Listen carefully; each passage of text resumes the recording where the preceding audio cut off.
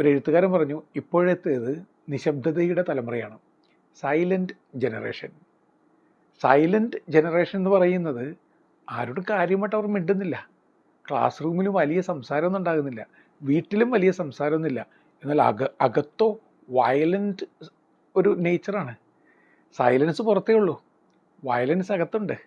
ഈ വയലൻസ് അഗ്നിപർവ്വതം പൊട്ടി ലാവ പോലെ പുറത്തേക്ക് എപ്പോൾ വരും ഒരു പിടുത്തമില്ല.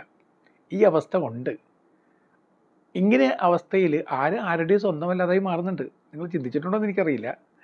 ഒരു കൗമാരക്കാരി കവിത കുറിക്കുന്നത് ഇങ്ങനെയാണ്, തപസ് എന്ന പേര്. എൻ്റെ ഡാഡി മദ്യക്കുപ്പിയുടെ മുമ്പിൽ തപസ്സിരിക്കുന്നു, അമ്മ ടി വിയുടെ മുമ്പിൽ തപസ്സിരിക്കുന്നു, ചേട്ടൻ കമ്പ്യൂട്ടറിന് മുമ്പിൽ തപസ്സിരിക്കുന്നു, ചേച്ചി മൊബൈലിന് മുമ്പിൽ തപസ്സിരിക്കുന്നു. ഞാനിവിടെ സംസാരിക്കാൻ ഒരാളില്ലാതെ, കേൾക്കാൻ ഒരാളില്ലാതെ സ്വയം ശപിച്ച് തപിച്ച് ഒറ്റയ്ക്കിരിക്കുന്നു. എൻ്റെ ഈ തപസ്സിന് ശേഷം ഒരു വരം കിട്ടുമോ? കിട്ടാൻ സാധ്യതയില്ല. ഈ ഒരു അവസ്ഥ നമ്മുടെയൊക്കെ വീടുകളിലുണ്ട്.